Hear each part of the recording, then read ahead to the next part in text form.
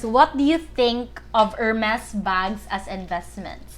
I'm curious about your top 3 achievements in terms of investing or saving. Personal thoughts on pyramiding schemes. Hi everyone, it's Charm again from Ready to Adult Philippines, a channel about personal finance, entrepreneurship, and adulting how-tos. So today we're gonna do a casual Q&A about personal finance. But before that, here are the featured YouTube comments. So comment down below if you want to get featured in my next video. And here are the Instagram profile shoutouts. You can Instagram story this video and tag me at ReadyToAdultPH to be featured in my next video. So yeah, I have here my iPad because the questions are here. I asked on my Instagram story, on my Facebook group, and on my YouTube channel. So if you guys want to get your questions answered in my future Q&A videos, then feel free to follow and subscribe to me on those channels. So yeah, let's dive right into it. First question, should you get insurance first as foundation to protect your future savings, or establish your savings and emergency fund, then get insurance only after? Okay, these are great tools, by the way. I mentioned it in my financial goals video. Basically, they're security blankets, right? So if you can do them simultaneously, then do that. But if you really can't, I suggest you do an emergency fund first. Because with the emergency fund, it caters to more immediate needs. Of course, it's still a risk that you're taking, that hopefully you don't get hospitalized, hopefully nothing bad happens. But like I said, it's more immediate. It's to pay for rent, it's to pay for electricity, it's to pay for your daily food and groceries if you lose your job or you can't pay off those stuff, right? So yeah, do them simultaneously if you can. If you can't, then save up for emergency fund first, maybe 2 or 3 months, and then start your insurance when you're trying to build more of your emergency fund. Okay, so next question, kind of related. Where should I place my emergency fund? Currently, it's in the bank. Pero ang baba kasi ng interest. Should I place it under time deposit or deposit them sa ING? I just signed up for an ING account and got approved.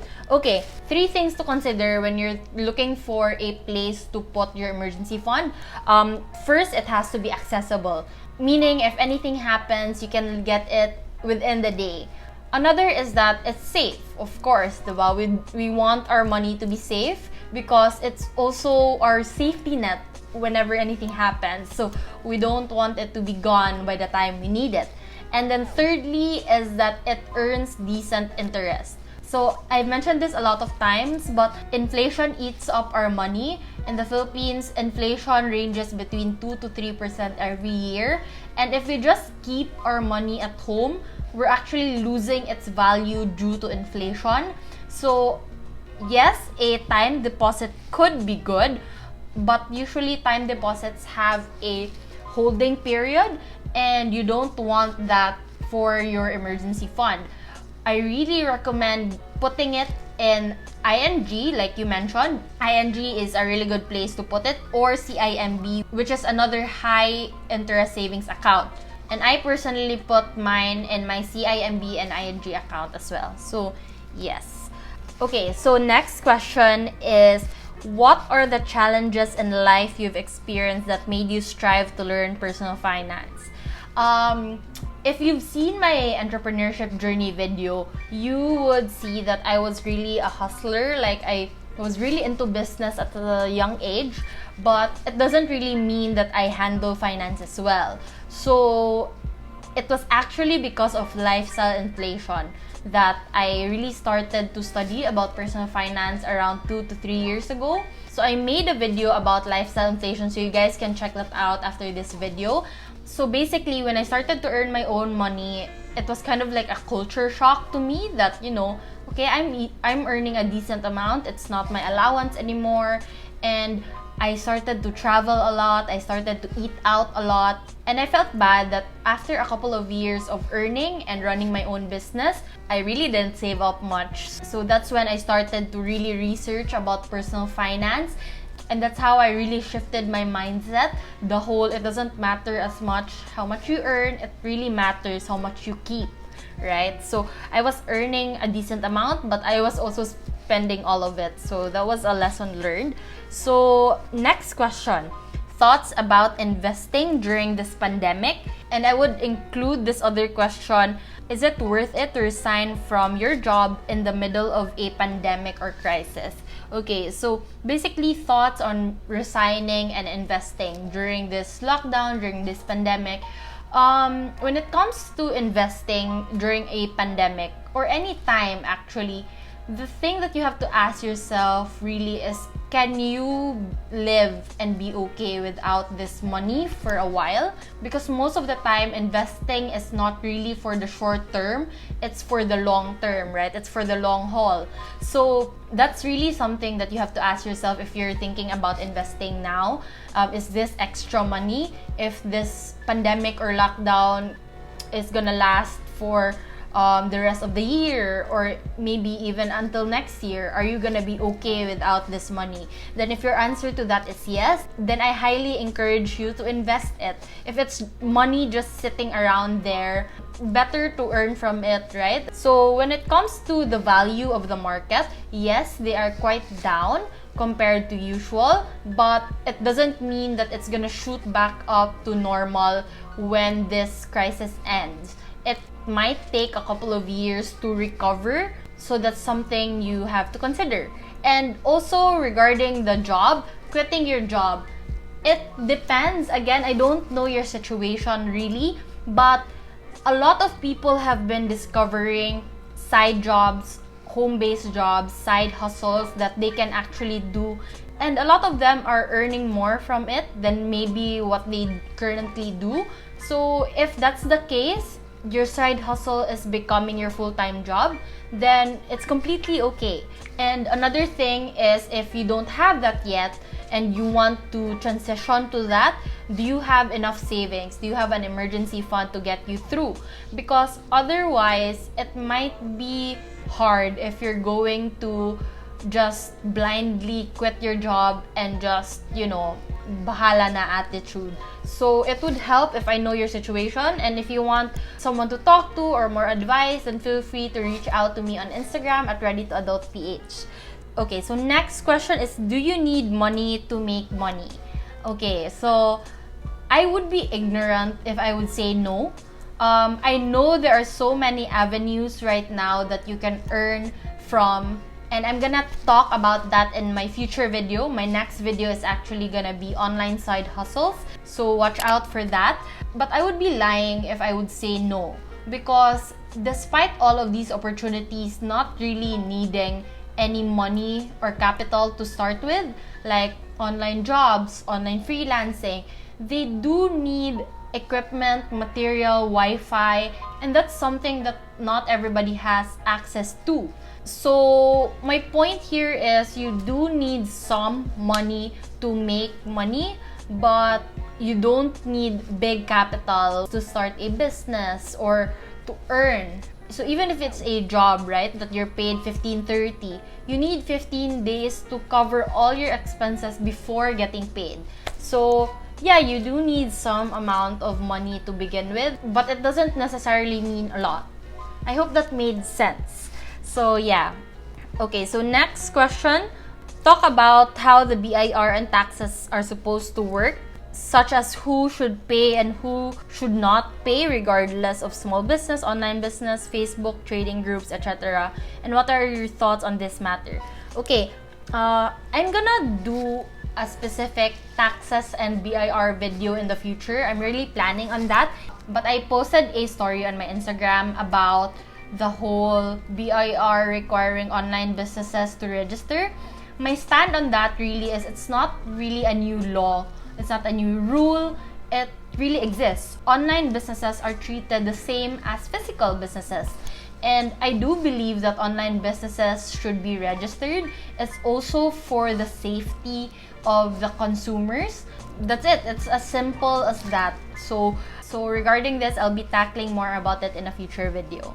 Okay, so next question. I'm curious about your top 3 achievements in terms of investing or saving. Okay, so I listed here my top 3 achievements. First is really budgeting and tracking my expenses for the last 1.5 years. Consistently tracking everything I spend down to the last centavo. And I'm really proud of that because it really wasn't easy. I was on and off with it for about 6 months before I got consistent.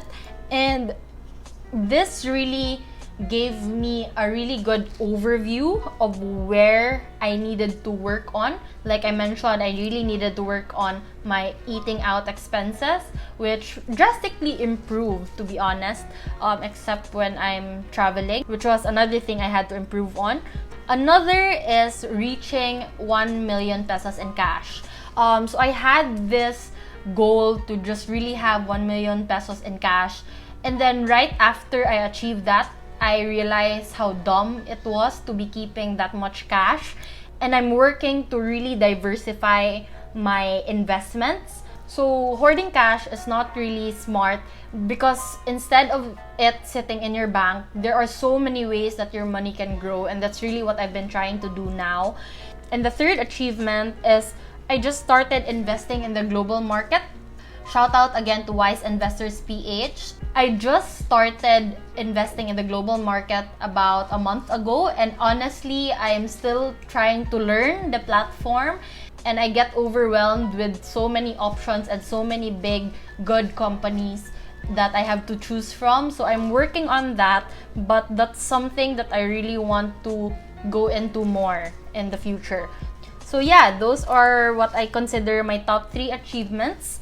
And another question is, what do you think of Hermes bags as investments? Okay, so I personally don't plan to invest in an Hermes bag, but I don't disapprove of it. Okay, so if you're not familiar, Hermes bags, especially their Birkins, really hold their value and even appreciate. So, for example, you can buy like an Hermes bag for 400 to 500,000, and then in a couple of months, it would be worth 700,000-800,000, even 1 million pesos. I know it's crazy, but it's a thing, and it's not necessarily a bad investment, but it shouldn't be your first investment. Like, make sure you have investments in financial institutions first before diving in and buying that bag, especially if you're really not planning to resell it anytime soon. Another thing I want to add are watches. I really acknowledge the value that a lot of luxury watches hold, and the same with the Hermes bag, they appreciate in value as well. But same point, it shouldn't be your first investments. It should be like an investment if you've already covered all the basics. Definitely, it's a more advanced type of investment, I would say. Okay, so last few questions. How did you push yourself to start investing big? One of the reasons was when I hit the 1 million mark, I felt like I really needed to invest more aggressively to be able to reach my retirement goal.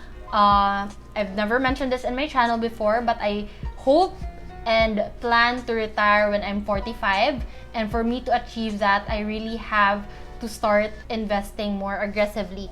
I think that's a pretty straightforward answer. Last question, I think. Personal thoughts on pyramiding schemes. There are a lot of them kasi on social media today. This was something that I wanted to talk about. With our situation today, a lot of people are desperate for money, and a lot of people are taking advantage of that as well.